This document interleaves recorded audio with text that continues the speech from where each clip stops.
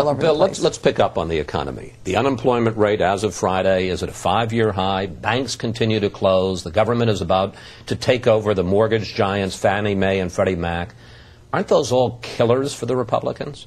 No, because no one seriously has much more confidence. I don't think most people have more confidence than Barack Obama knows what to do about that more than John McCain. People are complaining that John McCain doesn't have a reform economic agenda. That just means he doesn't have a liberal economic agenda.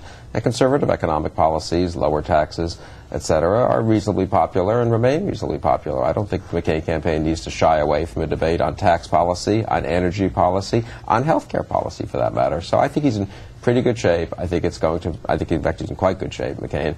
It's going to be very hard to make McCain Palin the Bush third term. And I think that McCain's convention speech, I want to agree with Juan here that I want to now give McCain credit as well as Palin. Palin's pick energized, got a lot of people to turn into McCain's convention speech, which as many people watched as Obama. Who would have predicted that 2 weeks ago? And the speech, which didn't play that well in the hall, or I think among us maybe it seemed a little... I've now talked to several not-so-political types who watched it, who were impressed by it. He laid out a sensible, moderately conservative agenda. He addressed a lot of issues, and the end was quite moving, of course, about his own biography. So I actually think McCain had a very good convention, even after the very good pick of Sarah Palin. So let me just say that, despite what you said, it just strikes me that Republican economic policies haven't worked.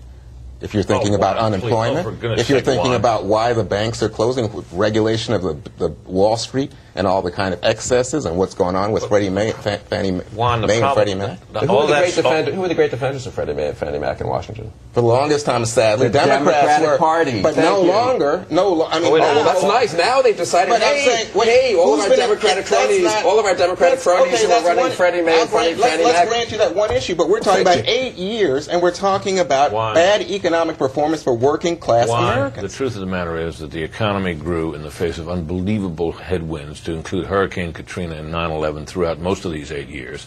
The jobs added to the economy is a huge number. Now, there's no doubt we're in a bad patch, and that's a burden that John McCain has to carry. But what does the Obama campaign offer, this campaign of change?